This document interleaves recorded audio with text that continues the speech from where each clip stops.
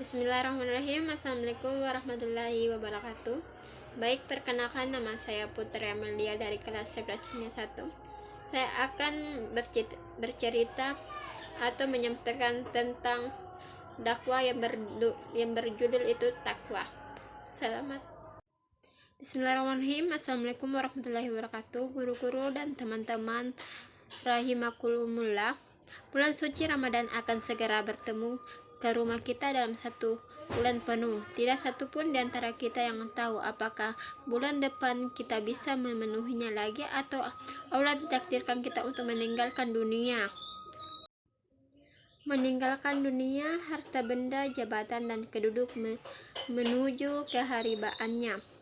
Seberapa setiap pun diri kita menghadapi kematian, sang maut tetap datang dalam sesuatu yang mengejutkan, dan tidak ada bekal apapun yang lebih baik selain takwa, seperti yang difirmankan Allah SWT dalam Al-Quran, yaitu ayat Al-Baqarah ayat 197, dan berbekallah, dan sesungguhnya sebaik-baiknya bekal adalah takwa, yang bertakwalah kepadaku, hai orang-orang yang berbekal. Teman-teman dan guru-guru rahimakumullah, mengenai takwa ini Imam Ahmad bin Hambal RA berkata, yang artinya takwa adalah meninggalkan apa-apa yang diinginkan nafsumu karena engkau takut kepada dat yang engkau takuti. Lebih takut ia mengatakan, yang artinya takut kepada Allah, ridha dengan ketentuan-ketentuannya, dan mempersiapkan diri menghadapi hari kiamat nanti.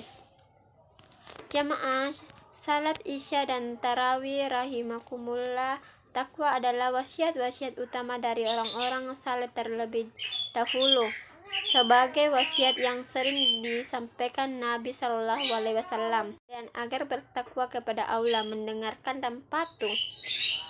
HR Ahmad.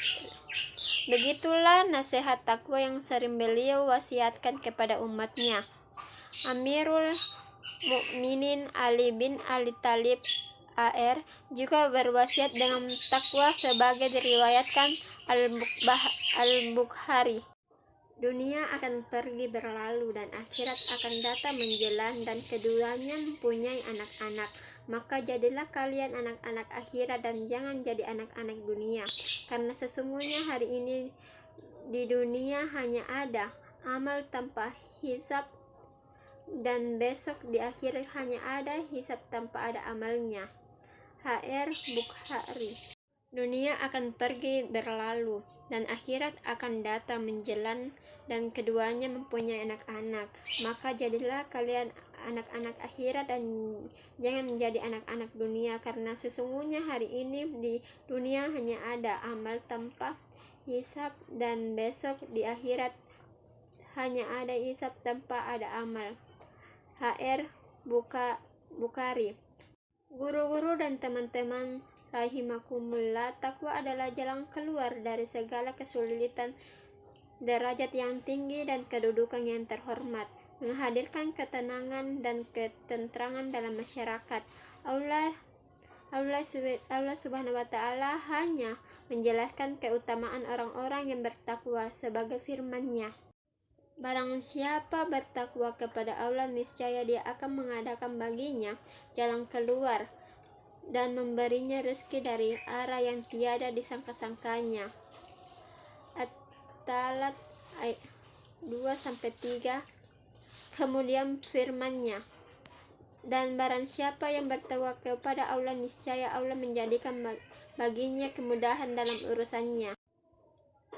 At-Talaq 4. Dalam ayat yang lain Allah Subhanahu wa Ta'ala berfirman, hai orang-orang yang beriman, jika kamu bertakwa kepada Allah, kami akan memberikan kepadamu furqaan, dan kami akan jauhkan dirimu dari kesalahanmu dan mengampuni dosa-dosamu. Dan Allah mempunyai karunia yang besar.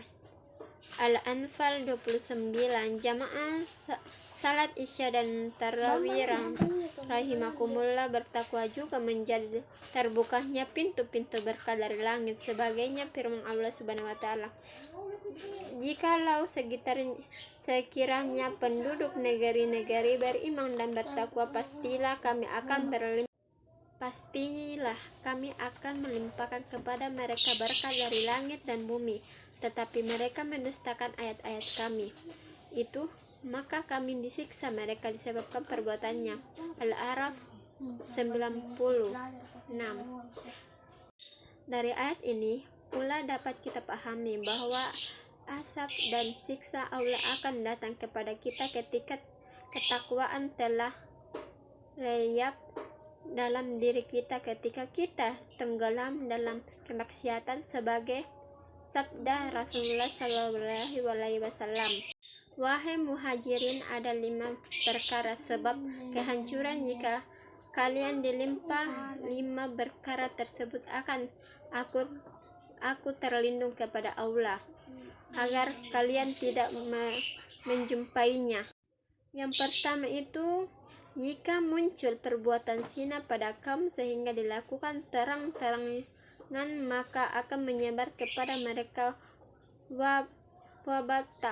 wabataun dan kelaparan yang belum pernah terjadi pada orang-orang sebelum mereka.